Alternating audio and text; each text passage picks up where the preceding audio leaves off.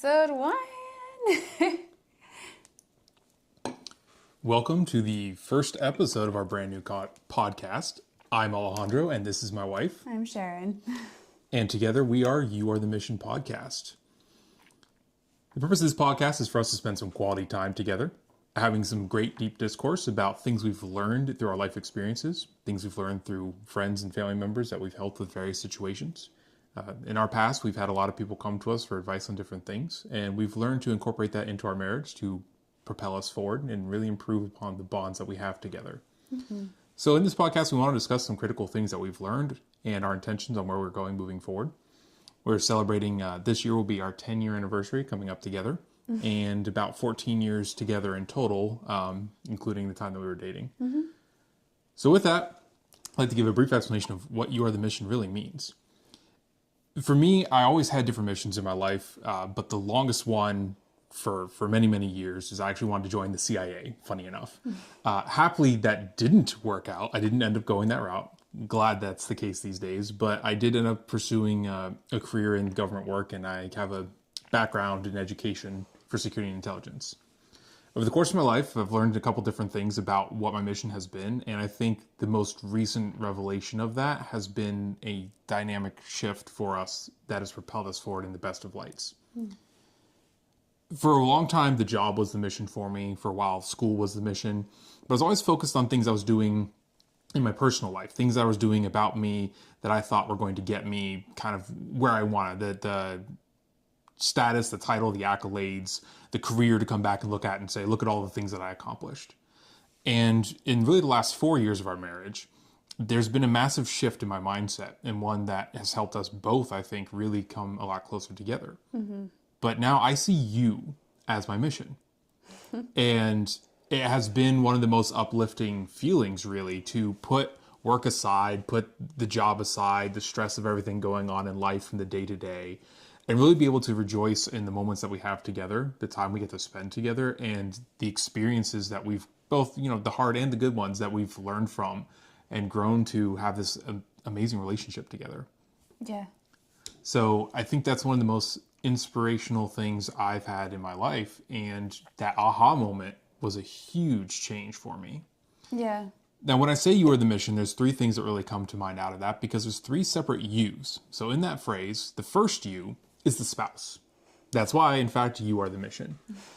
If you're prioritizing your spouse, if you have that mindset, the strength of your relationship and the quality of your lived experience is so different than when you're focusing on attaining assets or building an empire, working on whatever job you're pursuing, education you're pursuing, climbing your ladder, doing whatever hobbies are outside. It doesn't mean you don't have those things. You don't need them to some degree.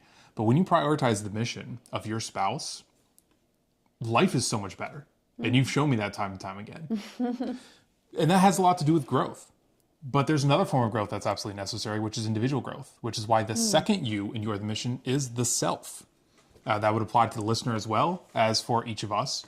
Yeah. But there's things that we always have to incorporate into our lives to continue growing, to continue becoming a better version of ourselves than we have been in the past. And hopefully that's what we bring into our relationship moving forward and continue to do, and everybody should do, whether that's a romantic relationship with a long-term spouse, whether you are just starting out dating but trying to get to that point, whether you're dealing with friendships, family members, or any other kind of connection. Yeah, whatever that looks like. And that does bring us to the final you, since we are heavily focused on being married in long-term relationships and engagements, is the final you is the two becoming one. The idea of ideally a married couple, but in some cases you might not be there yet, or you might not be in that situation, but you have a long-term partnership, particularly with a spouse or somebody who is going to be the equivalent of that. And the you that you're looking at there is the two becoming one. The idea of the two of you operating as one unit. What is best for you collectively? You have to build a wall around yourselves and not between yourselves. I completely agree. Gotta build your fortress where it's necessary and protect what's in it. Yeah, absolutely. That's a great way to put it. So with those three U's, that rounds up the idea of You Are the Mission. And that will be directing a lot of the conversation that we're going to have throughout the entirety of this series. Yeah, that's really kind of the perfect picture to really get engaged with us and how this is really going to be looking forward in discussions we'll be talking about individual and group growth, basically, couples growth, friendship growth, all the different types of nutrients you could get out of the conversation. Hopefully, we will be able to serve you. With that said, the way this is also going to look is we are going to base each episode with a core concept, and with each core concept we're going to have a bunch of different little episodes within that, usually 5-6 episodes. And in those 5-6 episodes we're going to just be discussing some key topics, and as you'll see, we'll kind of look down at our bullet points, which are just jotted down notes, but everything that we said is candid. Nothing here is scripted. We're just kind of jotting down ideas as we're thinking about these topics to keep us in track. And but everything we say and or do is alive and in color. Indeed. Color indeed. Yes. So today we're going to start off our whole first chapter or series, if you will, and it's going to be about relationships and marriage. That's the full umbrella of what we're looking at. And then with the first episode, this is the key to a thriving marriage, secrets to maintain a strong and happy relationship. Indeed. So when we were sitting down and talking about this originally, it was funny enough because we both decided that like the number one thing any couple or relationship should be doing is communication. You gotta talk, you gotta express and get those, connecting thoughts and start building a bridge if there's a gap. So what are we wanting to go on into with communication? Well, I will probably reference this multiple times in the future, but there are things I wish I had known in the past, or at least mindsets I wish I had had in the past.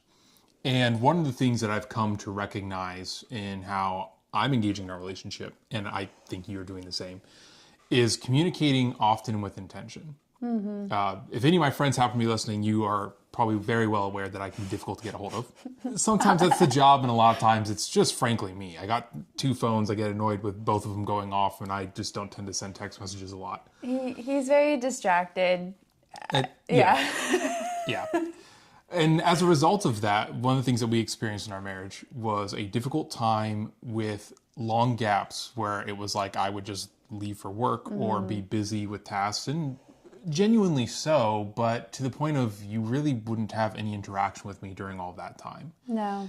And so when I talk about often and with intention, when you're out of the house for, let's say, 8, 10, 12, maybe longer hours, and you have the availability to engage with your spouse, but you're not doing that at all, it just leaves you in an isolated void. Mm-hmm. Now I deliberately try to make effort to do that because for a long time, you had a great habit of reaching out to me, but it would just kind of go unheard, and then I would follow up with you when I came home. Yeah. It was kind of just one-sided conversation, or just simple little questions to maybe provoke a conversation, or really just to kind of check in with you in your day, but it didn't always get the response I wanted. So it was ending up turning into just, hey, what would you like for dinner? Or, hey, can I go out and do this thing with these people? I'll be back at like 7. And we maybe even not even see each other for a day because you'd be off and I would go off, and I would just kind of text you again when I'm coming home. And it was just, when I got home, the physical conversation was kind of just a full recap of our days, and then we just go to bed. And I wouldn't even say that's really like roommate phase, but it was a borderline. It kind of touched on some areas where it was just, there was no real in-depth romance and the Not interactions. even just romance, but like depth conversation, like real, like you said, intentional conversation or quality conversation. And it just felt very surface level. There would be like little nuances of like, oh, I got to peek in the curtain a little bit on your brain, but it was just more of a, here's the facts, let's go to bed, or whatever it was at the time. So it's definitely changed. It's significantly changed, and I appreciate it. I appreciate it too. And I absolutely value it now because, you and I now have a healthy conversation throughout the day.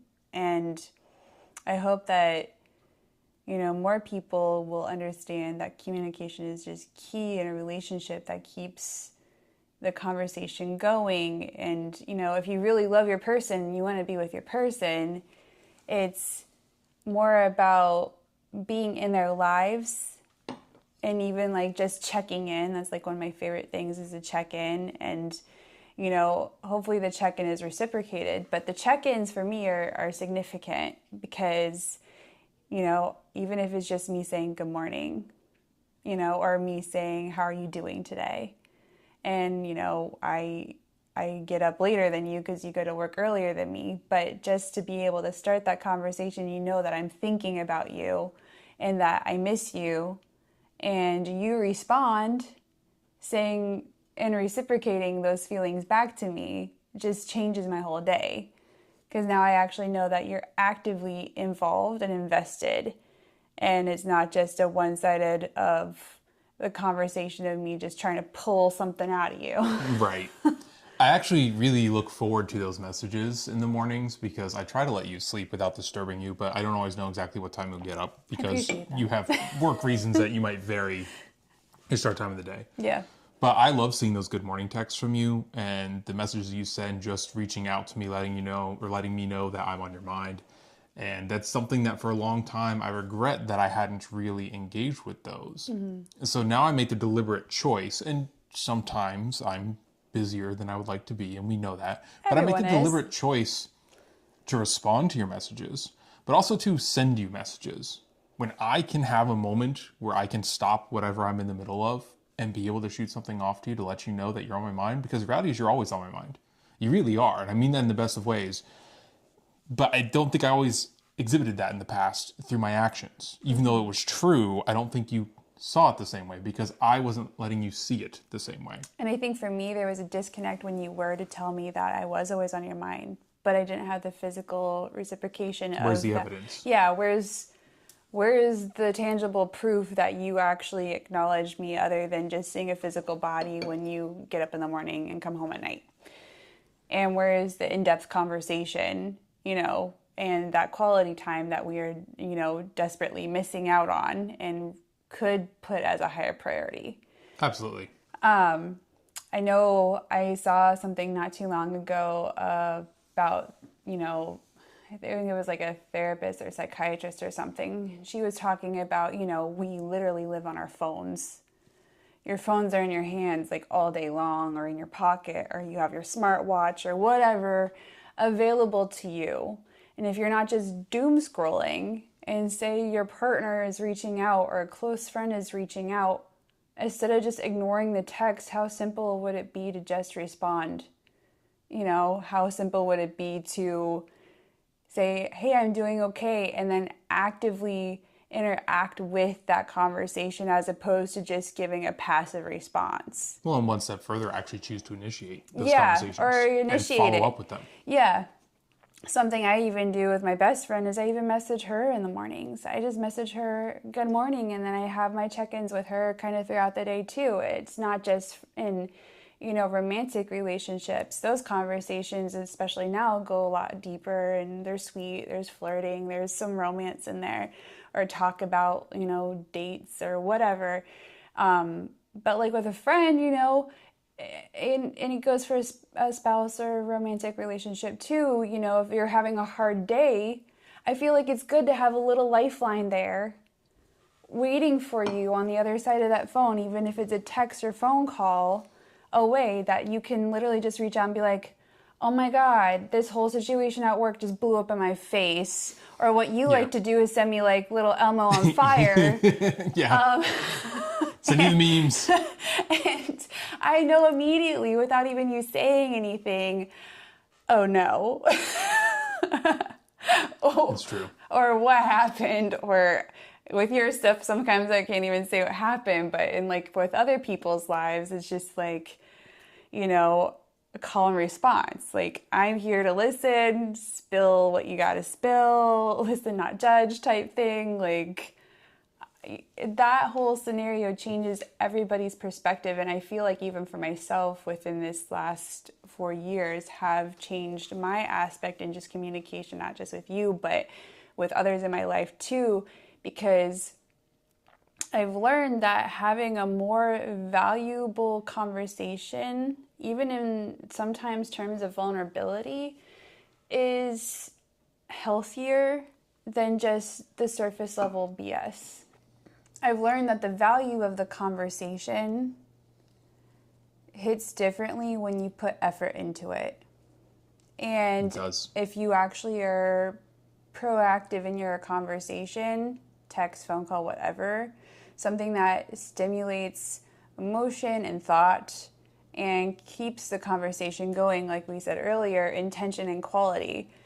That quality, high-valued conversation is going to be more meaningful to that person and even to yourself than just the dry drive-by autopilot conversations. How are you doing today? Good. How are you today? Good. And then you move along. Yeah, or like, when you run into a coworker that is in the neighboring office or something, neighboring cubicle, and you just have the usual passe conversation as you're just going through your day. The just cause conversation versus like an actual intentional valued conversation.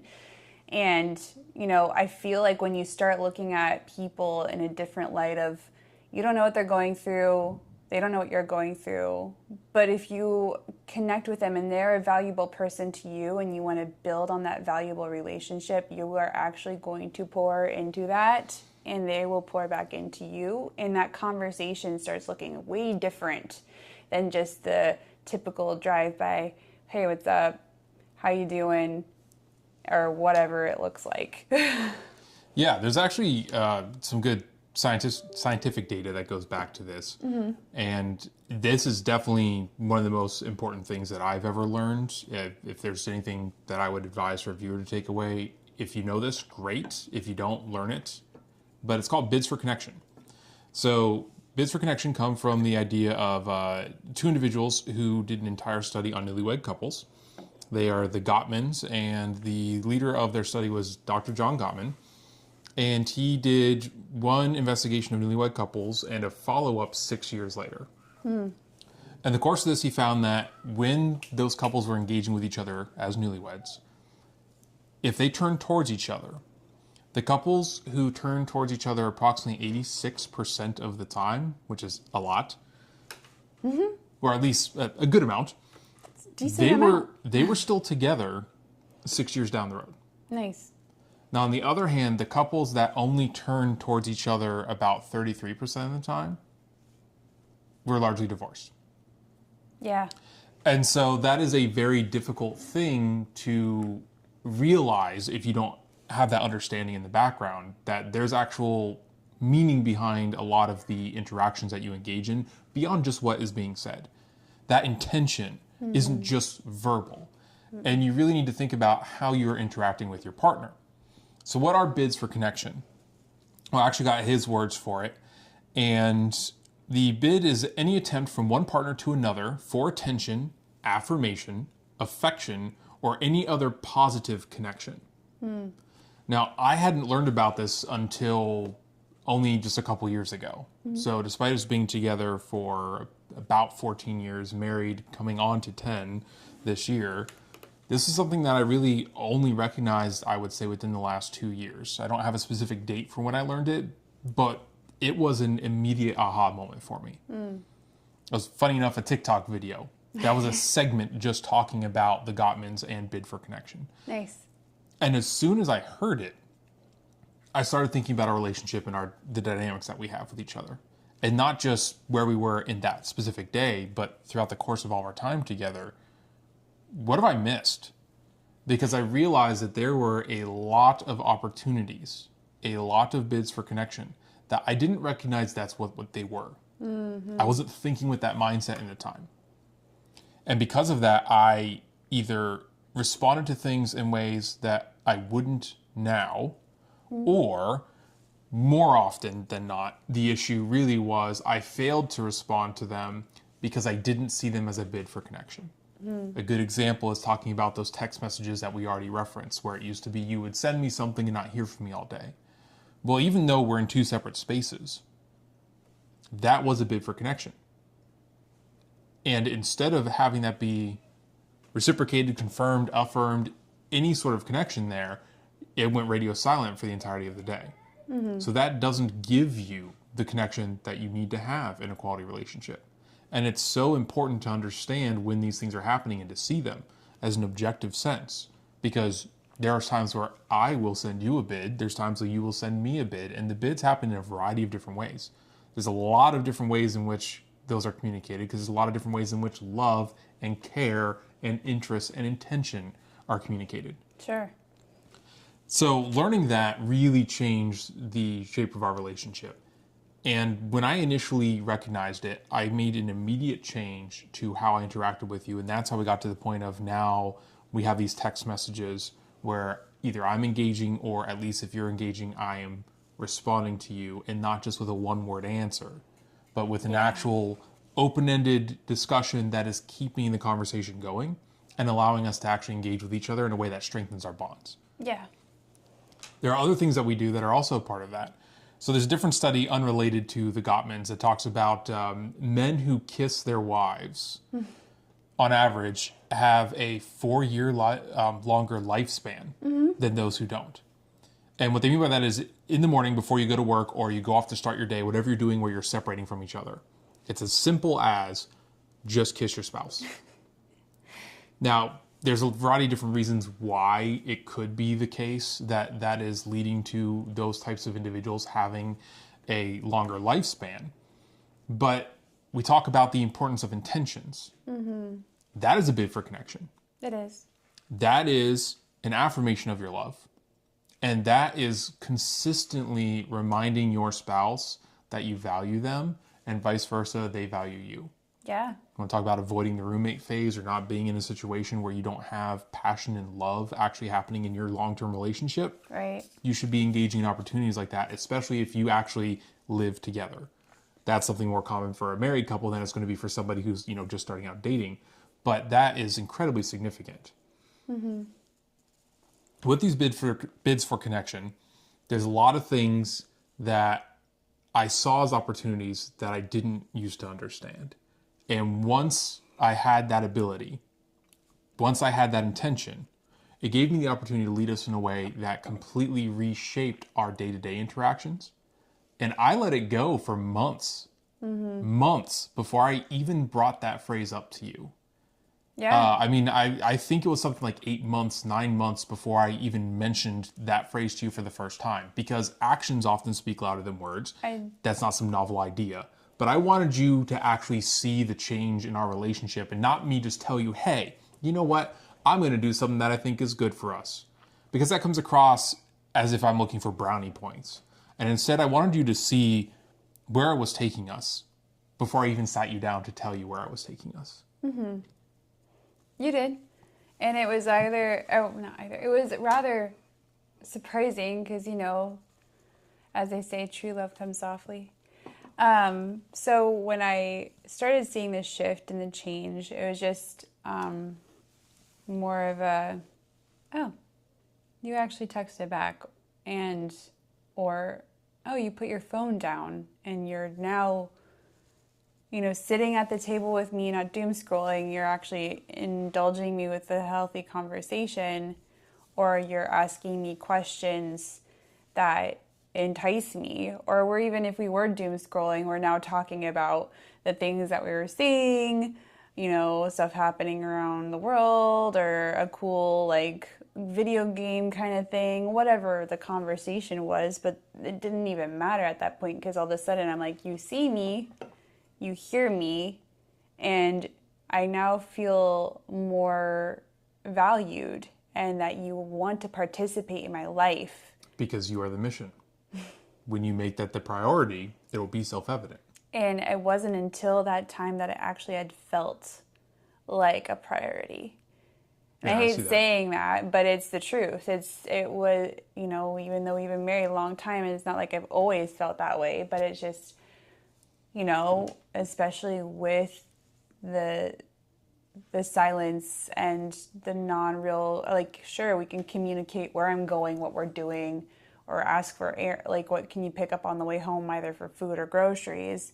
But that's not conversation. It's like you're now just helping me with errands. Right. It's lacking intention. Yeah, and it doesn't have any feeling, or I'm just more like telling you, almost like my parents, like, hey, I'm going out, come back later. And it's like, Yeah. and it feels very insignificant in every way.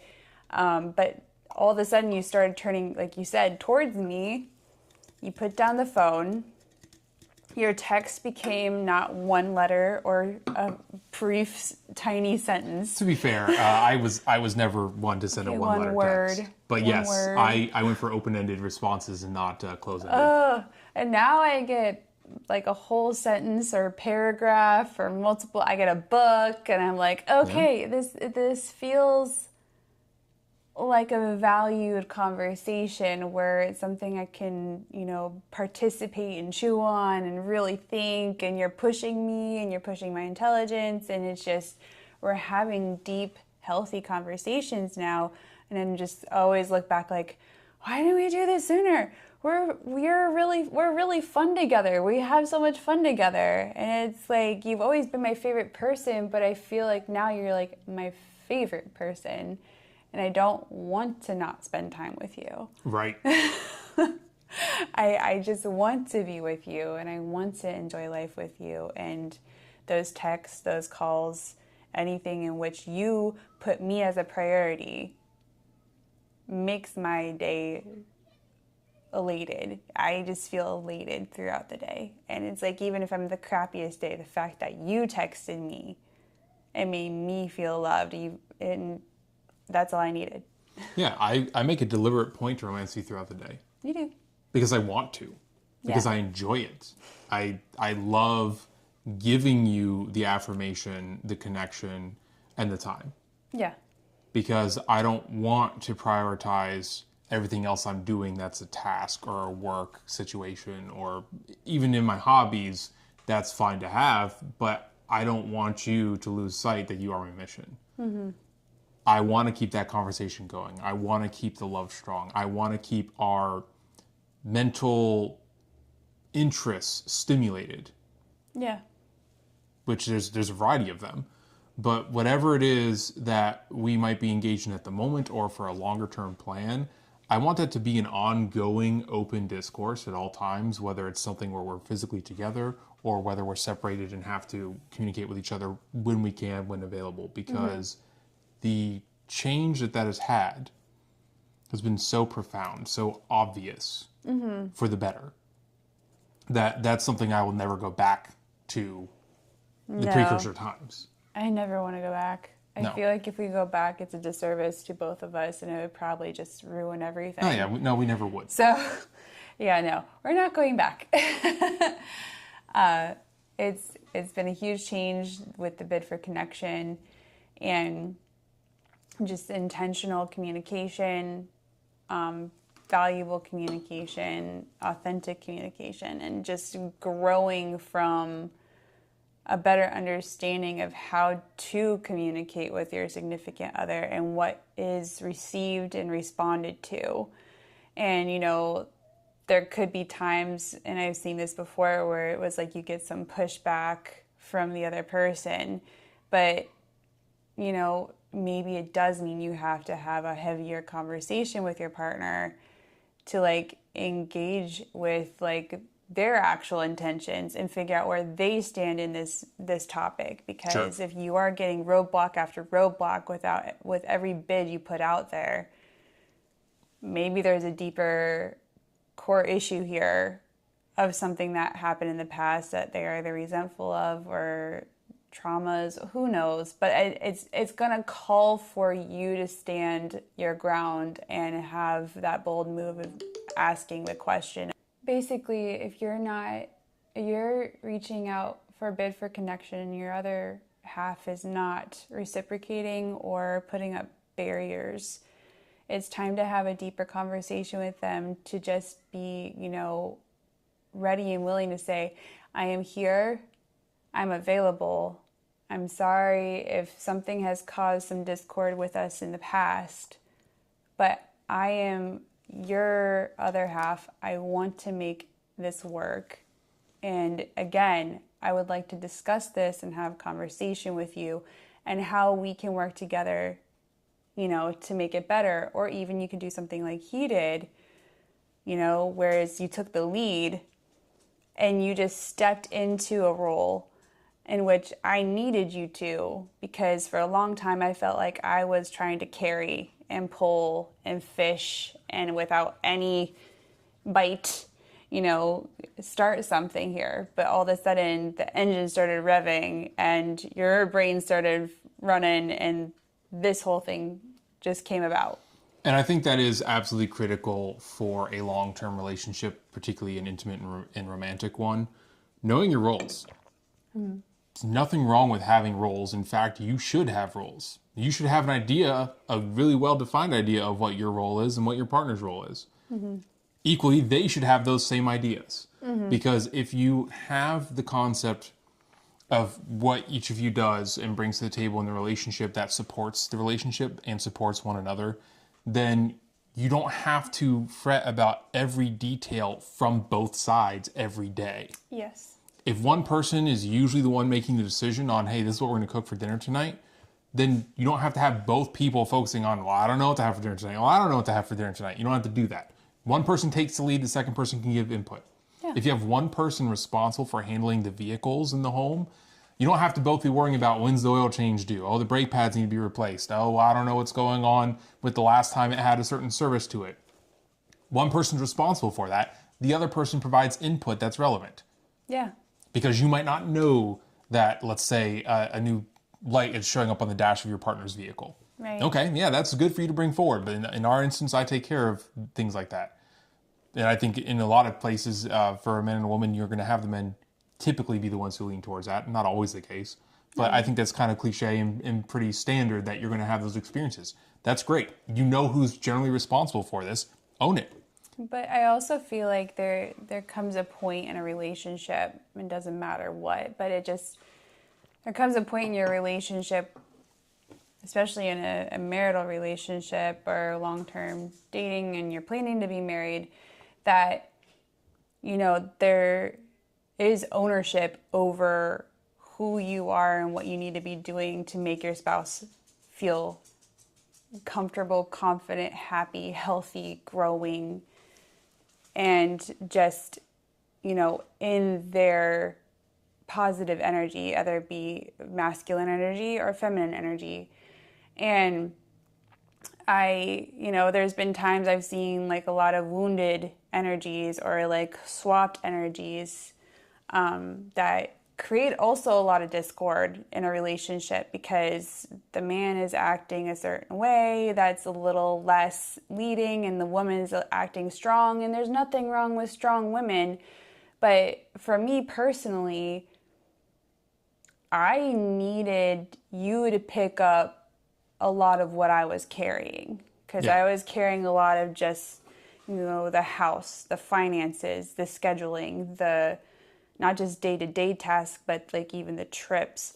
I was managing the fur babies. I was managing, all these different things and trying to balance and gauge. But when you finally stepped into your masculine energy, and again, even just in the concept of the text messages, of not being so silent or removed from the situation, but actually insert self here, And it wasn't an abrupt insert self here. So it wasn't just like, get out of my way, I'm taking over. It was a gentle insert self here. Let me start taking on small tasks at a time, even if it's just helping me vacuum, helping me with laundry, helping me with dinner, helping me cook the girls' food. Like, whatever it looked like, you started building those blocks around us and removing them from the center. And we now have created this healthy relationship where I can feel like I can let my hair down in my full feminine, and I can respect you in your full masculine. Yeah. And there was a key factor that led to us even being in this point of doing the podcast now, which was at the end of last year, I sat you down and said, listen, I've had some intentions for quite a while, but I haven't been fully sure what I wanted to do. Now I am. Mm-hmm. There's things that I wanted to lead us in, and I am actively currently leading us in our relationship that I felt were needed. I felt were critical to our own growth as individuals and, again, growth as a couple.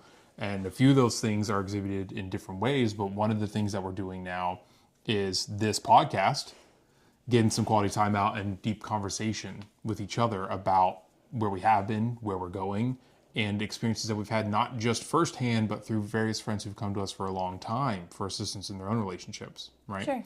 Another thing that we're doing is reading. I decided that I wanted us to really focus on educating ourselves in ways that were beneficial both on an individual level and from a couple standpoint. Mm-hmm.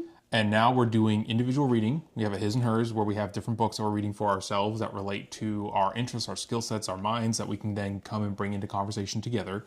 But on top of that, we are also doing a joint reading. So there's times where we sit down together and we're reading the same book so that we're getting the same information directly from that source. And we're actively doing a couples Bible study too. Mm-hmm. So we have a lot of different informational inputs, and some that we're taking in as a unit and some we're taking in as individuals and then bringing to the table to have as an additional set of information, additional set of resources.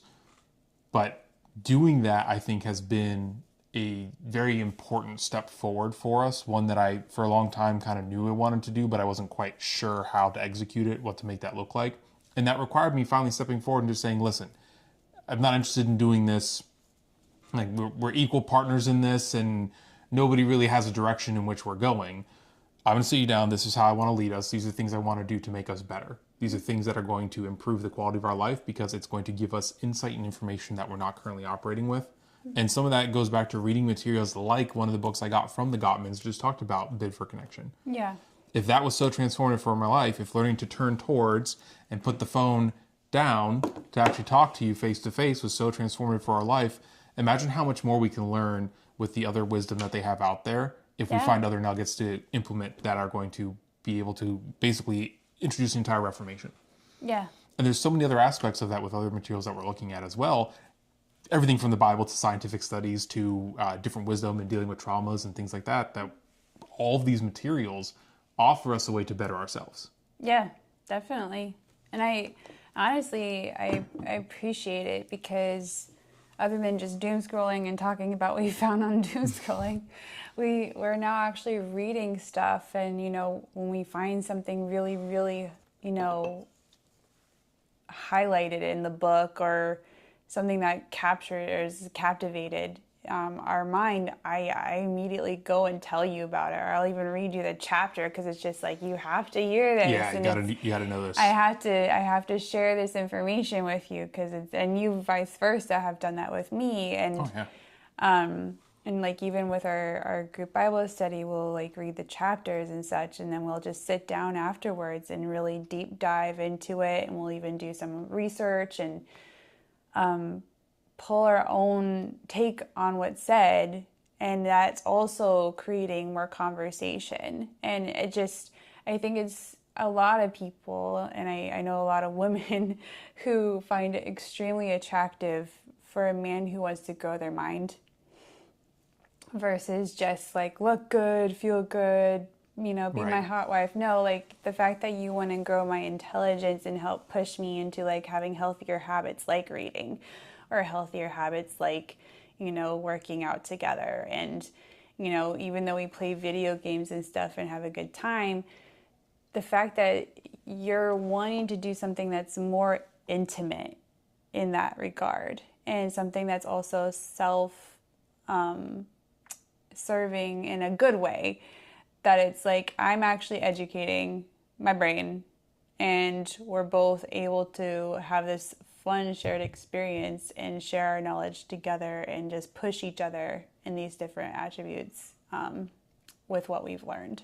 Absolutely.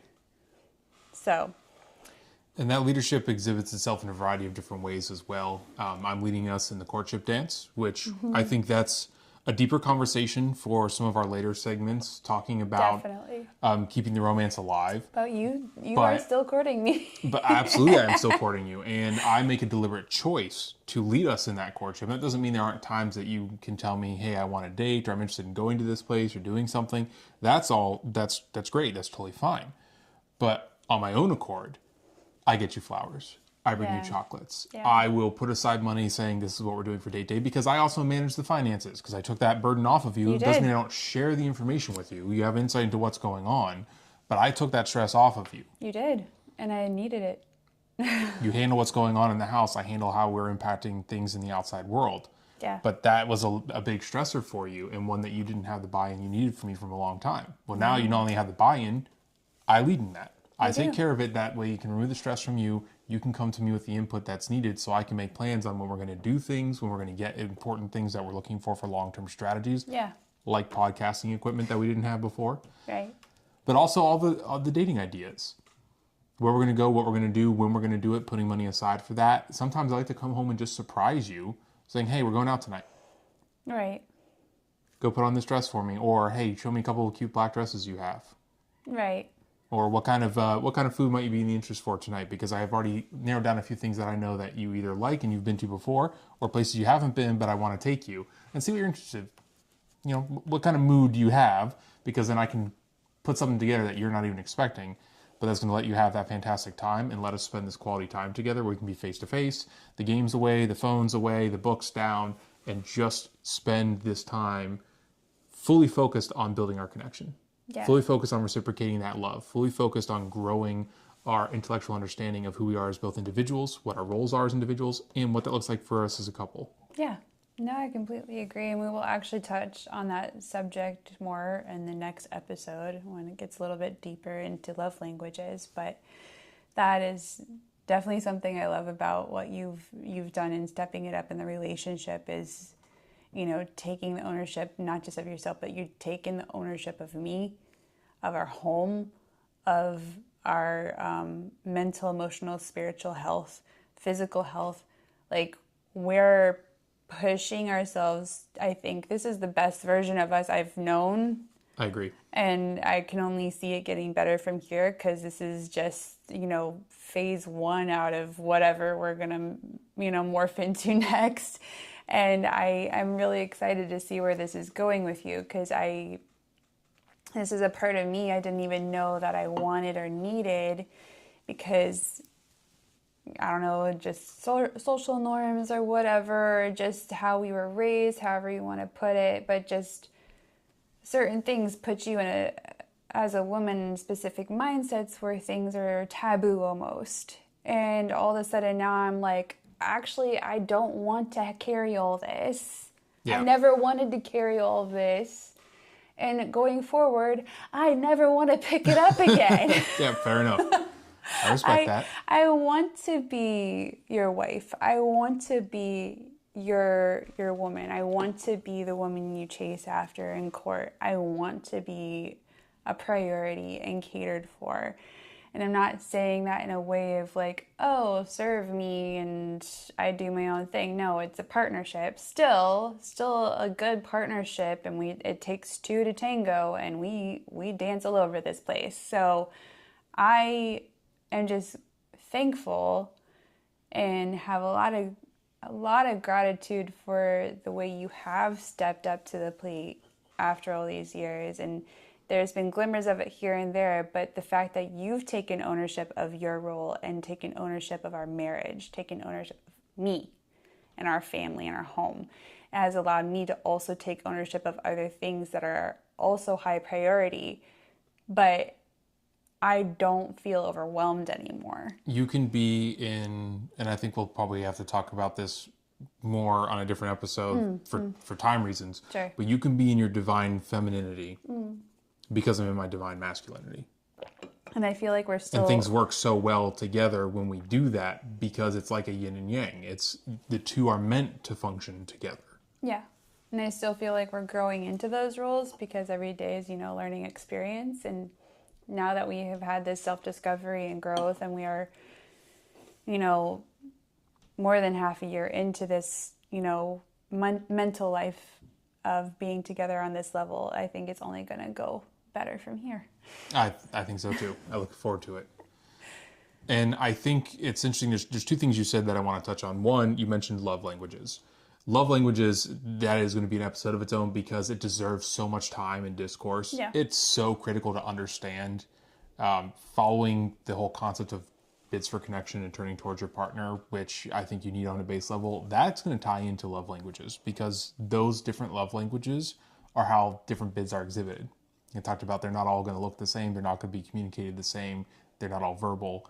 That all comes from those different love languages. Definitely. And absolutely understanding what the love languages are, what your love languages are, and what your partner's are is critical to a quality long-term relationship. It's also going to apply outside of a romantic relationship, even with your friendships, with your best friends, your casual friends, with your family members. Understanding those things is imperative. So I absolutely agree with that. We'll do a deeper dive into that coming up later. But the second part of that you said, following up on the ideas of knowing your roles, was sometimes being somebody who is a servant. And I think that is actually very true because love shouldn't always be just about what you get out of it, but you need to think about what you're giving. Mm-hmm. You should want to give to your partner. If they are your mission, and they should be, you should want to give love. Yeah. You should want to give unconditional love. Yes. And one of the things that I took upon myself in talking about roles, knowing your responsibilities, I wanted to become a better leader. And I've been a leader for a long time in a variety of different attributes. It just had to be in my life. And I think there's a lot of people out there who can relate, who've been through those experiences. You yourself have also had to be a leader in a variety of different attributes as well. Still am. But yeah. That's true for both of us. But I wanted to be a better leader. And one of the things that I looked at is I'm actually doing a study. I guess I shouldn't call it a study, but I'm part of a group with our church, which is Live and Lead Like Christ. Mm-hmm. And what's really interesting about what we keep hammering down in this is that Christ was a servant leader. Mm-hmm. He wasn't about his power. He wasn't about his fame. He wasn't about his throne, his kingdom. Yeah. He was about demonstrating the beautiful humility and grace that he had to give to the entirety of the world. Yeah. When we talk about how he was somebody who spent time with the tax collectors. I hate tax collectors. You kidding me? Like, yeah, this, all right. But having that mentality of being a servant leader is so important to actually, I believe, being in the proper role of being a leader when it comes to especially a relationship, whether that's going to be friendship, family relationship dynamics, and absolutely a romantic relationship, especially that long term. Be a servant leader. There's absolutely times where things might be about you, but you should always be focusing on how your partner's the mission. Always be focusing on how the couple, you plural, is the mission. Mm-hmm. Because if you're not doing those things, you can be leading yourselves astray. If you're not growing together, you'll be growing apart. And I think being that servant leader is the number one way to ensure that you are driving yourselves as a power force, as a power couple, into a place that's healthy, into a place that's going to grow your experiences in a positive way, into a place where you can be the best versions of yourselves. And that's something that I've been striving to do for a long time, still trying to work on it. And I think I'm continuing to grow in that facet. But I think that's incredibly important to understand the needs of grace and acts of humility. And that happens on both sides, not just the leadership role. Yes. Yeah. I mean, there's a lot of times that you've given me grace in my anger and frustration dealing with different things in life. You give me grace all the time with the complications I have going on at work where I might not be available to you. Yeah. You've given me grace for a long time where there's been things that you needed me to take off your plate and yet I didn't. And for a variety of different reasons. But you stepped up in many ways and have for a long time, but you've given me the grace to allow me to get to the point that we are now. Mm-hmm. And likewise, I attempt to give you the grace, even in the rough times, even in the conflict times, which we'll certainly be talking about conflict and fighting fair in later episodes. Sure. But having that approach to your partner is so significant to actually having a healthy marriage, a healthy relationship. Approach with grace, approach with humility. Mm-hmm. Otherwise, you're not making them the mission. Right. And to touch on that whole idea of grace and humility is it goes so far, that arm can reach so far. And those arms can wrap around anyone. And so I think, it is almost detrimental to a friendship or a relationship or marriage to not allow grace. Yeah. And also if you're putting conditions on that grace, and again, the unconditional love part of that whole thing, knowing when to step back, knowing when to allow somebody to love you, allow somebody to offer you that grace, also to forgive yourself when you haven't been stepping up to the plate, and take constructive criticism when it's offered to you, just allowing yourself to be humble enough to accept the tough stuff, the big pill you have to swallow sometimes when it comes to making things right, and having grace to yourself and your partner when things aren't looking in the best of ways, and how to correct those things in order to push yourselves in a better direction. Like I said, you don't want a wall between you, and we keep saying you want the wall around you, and sometimes that means removing the bricks from between you and finding where the issues have been stacked up and or built up over maybe weeks, maybe years, months, whatever it is, but just either through communication or lack of understanding about the communication, because that's always a fun part of misunderstanding or misreading somebody's thoughts or misreading somebody's text. Those things can put a driving force into this term of like solitude in the relationship and being one-sided. And Sure. it's breaking that idea of it's me or him, or me or her, or me or this person. And it's us. And if I want this to be about us, and we want this to be about us, then why are we allowing this to be here? Well, we can't. Yeah, it needs to come down. So however that looks, with grace, humility, forgiveness, and just tearing down those walls or even those unnecessary boundaries that you've put up over the years because of fight or flight things being turned on in your brain, what is it going to look like for you and your partner, spouse, whoever, friend, if you are truly invested and you truly love them? What's it going to take for one or both of you to tear down that wall and give yourself enough grace and humility to fix and repair? That's a fair point. Yeah, because there's a lot of relationships I've even seen recently where it's just like a big misunderstanding, or somebody was closed off where the other person's reaching out. And where do you go from there? You have to speak up. You have to say the truth out loud. You have to say the thing out loud, because the more you stuff it down, or the more, again, that bid for connection, you're bidding, and the other person's just like, nope. Why? The question has to come up as to why is the nope there? Or just being missed. Yeah. If it's not being, yeah, the connection is not being made. The Yeah. handshake is not happening. Yeah, it's a complete, it's either a misunderstanding or just misreach, whatever it is, but the hands are not connecting for some reason. Communication is not landing. And what is that going to mean for you and the other person to make that work? And for me, it's, sometimes taking a step back, reevaluating it, and then jumping back into it with a better understanding of where they are, or trying to figure out where they are in the first place.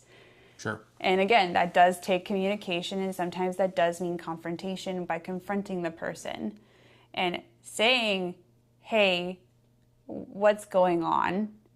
I don't want this conflict with you.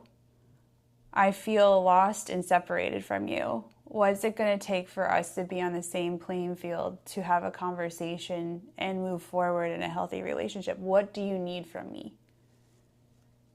Because a lot of times it's somebody's missing somebody's needs. A lot of times it's somebody misunderstanding what somebody thinks about a specific situation. And a lot of time, unfortunately, it's usually caused by some disagreement, argument, or thought that came up last week or 3 months ago that somebody's still harboring. And that's unresolved trauma. And we'll get into more trauma stuff later. Yeah. But it could be a huge thing that can make a blockage in your communication and not allow you to have that fulfillment of, grace and humility that can allow a relationship to heal enough to have a healthy conversation and to grow into your roles. All these things are imperative for you to have a healthy relationship. Now, you know what else I think helps both on the communication front and just in general for a healthy relationship? What's that? Shared hobbies. Oh, yeah. So there's something that I learned from you, and it took me years to get this concept. And it wasn't out of some intention or like desire to be malicious. I just didn't get it. You've said to me for many, many years that I'm your best friend. Yeah. And it took me a long time to say that. And when I say it, I do mean it. You are my best friend. And not just that, you are my mission, right? But it took me a while to really get that, because in my mind, for whatever reason, I had my friends, I had my best friends, I had my wife. You were compartmentalized. And that didn't mean that I didn't enjoy you or your company, but I didn't group you into that same mindset of like, this is the person that I just want to spend all of my time with. And the reality is now I do. I love spending my time with you. And yeah, there's some things that we like to do separate from each other, or there's just times we might need to be separate from each other. That's fine. But in most cases, no matter what I do, I really enjoy doing it with you. Yeah. You are my best friend. I want to do that with you. So when you talk about these shared hobbies, I think it's really significant in any long-term relationship, and not just romantic or passionate, but even in friendships, to have those shared hobbies. You need to have things that you enjoy doing together, because those allow for quality time to happen. They allow for intellectually stimulating conversation to happen. They allow for you to further build your bonds with those individuals, talking about things that you like. We have a variety of things that we enjoy. For us, video games for sure. Definitely. It's something that we've been doing for a long Even time. with friends. And sometimes we do that between us. Sometimes we do it with friends. Yeah. For sure. But that's definitely it's an avenue for us to be able to do something we find fun, something we find interesting, different storylines to get into, different gameplay modes to get into. But it's also a nexus opportunity for us to just spend time together, where the game is a thing that we're doing, but we can have quality conversation. We can just actually talk to each other about what's going on in life. Same with our friends. We can talk about what's going on in their lives, what big plans they have, what big things they've been experiencing, help them decompress from some of the stress they've been facing, maybe at work, or going on with family dynamics, or going on with other friend groups that they have, or Doesn't matter. whatever's happening in life, right? Yeah. Because life is going to life. Life is lifing. But, on the idea of life is going to life, well, life isn't meant to be easy, it's meant to be lived. Yeah. Taking those shared hobbies as an opportunity to spend time with the individuals you care about is a great way to really allow yourself to reconnect. Allow yourself to have that social interaction that's needed, because human beings are social creatures, for sure. And that's going to be true in a long-term relationship with somebody who you're intimate with, and just in friendships and family dynamics as well. Other things that we like to do, because we talked about video games, but sorry, didn't mean to move that. We talked about video games, but the other things that we like to do, we talked about reading, right? That's something that we're doing now. We do individual reading, but we also do group reading. And the whole point of that is we can bring that information together. We don't just read the book, even when it's a group study. We don't just read the book. Then we actively discuss what we thought about what we read. Yeah. So we read a chapter of something and we go, okay, what are your thoughts on this? I really like this part where they're talking about this aspect of it, but I don't quite know that I agree with the sentiment of the author. We can get into a deeper discourse about that, which allows us to further build our bonds together, but also further understand each other's mindsets. What's the lens at which we look at life through? Yeah. And understanding that about the people that you care about, whether it be a spouse or a friend or a family member, that's a great way for you to be able to navigate the complexities of life. Understanding their mindsets, that helps you come to them in a more humble approach. It helps you understand through empathy where they might be in a situation and why they might react to a certain thing the way that you don't think makes sense or you wouldn't have. Yeah. Are things that we enjoy doing, like driving together. We go out and take drives all over town. We like wining and dining, different bars, breweries, restaurants. There's plenty of fun places to see here in Charleston for us. So that's something that we like to engage in, where it's either we can go see somewhere that we know we love, or it's great to explore somewhere we've never been. But to go out for walks, especially on the beach, is fun as the season warms up. But there's places we can go hiking, or we can take our dogs. I like to call them our little boofers. We can take them out for a walk and just spend some time as a unit, as a pack, going around and really just getting some fresh air. So there's a variety of hobbies that we share, and I'm certainly more than I'm thinking of at the moment. I don't know if I mentioned board games, but we like to do a lot of board games as well. Sometimes that's something we host more with friends or card games. But all these things are interesting too, because when you talk about gaming, it's problem solving. Yes. That's another great insight into how not only do you think, if you can look at that and analyze that, but how does your partner think? How do your friends think? How does your family think? But again, that's going to give you insight on an intellectual level to have emotional intelligence and to be able to operate with empathy in something that they're engaged in. Sure. You can understand at least a better idea of what it looks like inside their mind, what their approach is going to be to something, and how to navigate the difficulties of it. Yeah. I agree. So I think shared hobbies, in conclusion on that front, are a necessity to any long-term relationship, regardless of the type of relationship. Figure out what they are. And it never hurts to try new ones. There's always interesting things you can experience that, maybe you find something, skiing becomes something that you're really big into. Or we're going to go and play dodgeball. Oh my gosh. Dodge, dip, dive, duck, and dodge. Sure, let's go play dodgeball now. Yeah. I'll throw a wrench at you. See if you can dodge it. But something you did make me think of was there's a quote I keep seeing popping up, and I even saw like a therapist affirm this knowledge that if you can just save 12 minutes for someone, 12 minutes of safe space for someone, 12 minutes of conversation, 12 minutes of any type of communication, it could be physical or not. But if you can save 12 minutes for somebody, apparently it has a whole chemical reaction in someone's brain to decompress, de-stress, and find those happy endorphins that can keep them going throughout the day. Good to know. It's called the 12-minute safe space is what I keep hearing it called. And even in if you are, hanging out with friends and such, it's again happy, healthy endorphins that you're releasing while you're just being together with your friends or your spouse or partner.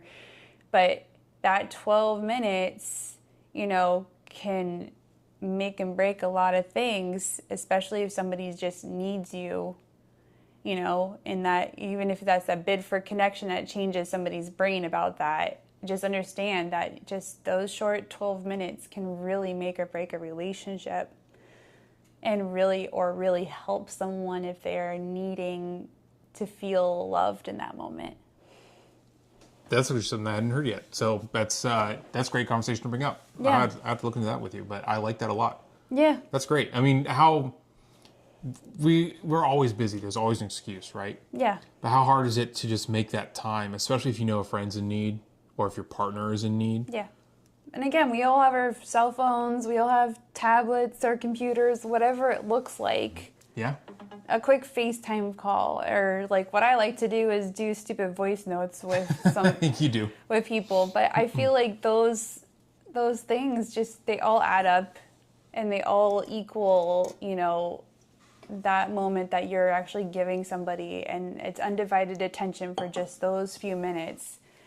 Maybe it can't be a full 12 minutes, but maybe it's just like a 1-minute phone call or a 12-minute phone call. But like you're offering that act of grace and love towards that person. And it doesn't matter what the conversation is.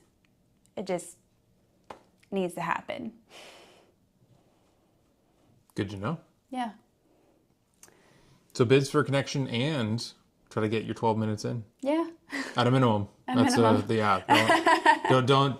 check your box and say, "Oh, I'm done here." Mm-hmm. No, it's especially not in an actual loving, caring, quality marriage or long-term relationship. Yeah. You put in a lot more effort than that. Yeah. But if you can do those basic things for the people that are so significant in your life, that's really going to engage you in stronger emotional intelligence and build those connections that you have a support group to rely on. Your friends, your family, your spouse, they have you as a support group to rely on. It's creating I think the more we open up our mind to not just be so dependent on ourselves, and it's good to always have your own dependence, but I think having that willingness to open up and be more broad with your, especially the people who genuinely love you in your circle, the people who help you grow, the people who are going to uplift you, if you can give those people more time and value, because they probably also want to give you their time and they value you, those are the relationships you need to nurture. Do not disqualify those people. Sometimes love is tough love, but even still, that's a nurturing person and they're trying to pour into your cup. Don't put a lid on it. Yeah. Let that cup be filled, and then also reciprocate by filling that other person's cup. Fair enough. Now, in terms of relationships, I think a final point, and this one's really going to go more to those intimate relationships. Mm-hmm. We touched on the idea of the roommate phase. Yeah. So, the roommate phase, it should be a fairly common term at this point, but I think we could just define that as you're not living in intimacy with your long-term partner. And intimacy isn't just physical interaction. I mean, you just don't have those connections at all. No, yeah. You are there living theoretically under the same roof. Maybe you have a long-distance relationship. You could still be in the roommate phase with that. But all you're doing is going through the motions where you are at some base level coexisting in the same type of space. It might not be the same home, but in the same physical space, you're somehow together, and yet you have no real value for each other. You have no real connection to one another. Or you have value, but it's misguided. Yeah. Or misplaced. So I think it's absolutely imperative when you're talking about a long-term romantic, intimate relationship that you avoid that as best as you can. If you see that you're in that, I think you have to address it. You need to say to yourself, wait a minute, am I putting in the effort? Am I having the often and with intention communications that my partner feels engaged with me? Call out the red flags. Am I executing the love languages, which again, we'll talk about that a little bit later, but am I executing those in a way that I understand what I need, what my partner needs, what our relationship dynamic needs? Am I making you the mission? Right. If you're not doing those things, I think that's how so many people fall into that trap of being in the roommate phase dynamic, where that can be a tough place to get out of. And I've known relationships, I know you've known relationships, and I'm sure there's plenty of anecdotal evidence available online that people will say they went from that to not being in a relationship at all anymore because they feel like there was no way to return from it. Mm-hmm. It allowed opportunities for bad things to happen, or at the very least, it left them feeling like they were alone, sitting in a void. And nobody wants to experience that isolation. Right. And I think in deeper conversation of that, too, it goes to the idea of, I want a wife, I want a husband, but they don't want to be the spouse. It's not even just the roommate phase. It's like they have this idea of what their partner is supposed to be like. Yeah. Either due to what they've seen their parents be like, or other relationships be like, or like Hollywood standards, whatever. doesn't matter. The narrative's out there. Everybody's grasping onto something. But I think the issue is yeah, people aren't listening, they're not communicating, or just inviting each other into each other's worlds. But, you know, again, it even goes into roles and such, where it's, do you even know your role in the status? Because if you did, you wouldn't be a roommate. That's true. I agree. So the whole contingency here is, and this is mostly in terms of like a marital status for sure, because, you know, a lot of men, they want a wife, but they don't really look at their wife as their best friend. They want a wife, but they don't want to be a husband. Exactly. They don't want to be the husband, and vice versa. The woman wants a husband, but she don't want to act like a wife. Yeah. So you have this weird duality of people where they're not wanting to act on the role in which they've married into. Your intention when you get married is the standard in which your relationship is going to look like. Yeah, for sure. That's it. Like, if you go in and you just want a wife or you just want a husband and that person isn't owning up to that standard, what standard were you trying to marry? Yeah, and you talked about the idea of growth as well, which we've certainly hit on that multiple times, but just to reaffirm that, yes, the whole premise of You Are the Mission. You have growth of the spouse, which is the first mission you should be looking at. Growth of the self, yourself, the second mission you should be looking at. And understanding those two growths, those two dynamics, then you can look at the you plural, the growth of the couple. Yeah.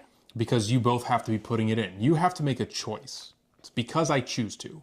You have the intention because you choose to. You execute the connection, the bids for connection, because you choose to. You affirm the bids of connection when you see them from your partner because you choose to. Yes. You romance, you flirt, you love, you court, you communicate, you court, you care because you choose to. You respect, you understand, you give grace because you choose to. So with those situations, there's so much that's necessary in a quality relationship. I think it's very easy for us to run afoul of them. Sure. And by us, I don't just mean you and I mean in a general sense, for human beings as a whole. Too broad. Yeah, it's very easy to run afoul of those. And I think a lot of the keys that we've discussed today, understanding even a small part of them, can really help keep it on track. For us, that's definitely been demonstrated that helps it stay on track, gives the opportunity for the individual growth that's needed and the couple's growth that's needed, and can propel you into an entirely different status in your relationship. One that other people will be coming to you wondering, how do you get that? I've been looking for that. I want that. Nobody's like that. The dating market's not like that. Right. It does absolutely take two to tango, as you've said earlier in this episode. But I think together, when you are putting your partner first, yes, and if you are both doing that, and if that's not happening, you have to have a conversation. Yes. A polite, graceful conversation. Healthy conversation. But a genuine, deep conversation. Hearty conversation. Yes. With one another about roles, understandings, expectations, needs, desires. I urge anybody who is dating or looking to get married to actually hit that out of the bat, like start there. Because your intention for your relationship going forward, this is the groundwork in which your relationship is going to look like for the rest of your life with this person. Intentional actions are required, and intentional conversation is required. And to know where the other person stands and not being wishy-washy about it or cutting corners. No, where do you stand in this? And is this something I'm willing to follow? Yeah. Fair enough. Any final thoughts that we haven't covered for this one? Not really, because all this stuff we even talked about, we're going to go in deeper in later episodes. And but just as a good, healthy reminder, you know, as a recap of what we've said, communication is key. Bids for connection are key. Grace and humility is key. And upon those growing in, you know, your relationship depends on you and what you want to put into it. and what you want to see with yourself, your partner's self, and yourselves together as a couple, as a married or dating or partnership, whatever your friendship, however this looks like in your scenario, do the work. Fair enough. Do the work indeed. Yeah. Well, for anybody who's come along with us for this journey, thank you for joining us for the first episode. It was a heavy episode 1, but we did it. We did talk about some things that very genuinely have had wonderful impacts for the improvement of our relationship and our own individual growth. So if that's something you haven't heard about before, please look into the things we discussed, because I think it'll help you really reshape your life in the best of manners. Yeah. Until next time, remember that you are the mission. We look forward to seeing you on our next discourse, which will be the next one's going to be dropping a week later, and we are going to be going into love languages. Yes. So hitting hot and heavy with that. It'll be good. Mama Love, thanks for spending some quality time with me today. I really enjoyed our conversation. Thank you. And thank you. Bye. Bye.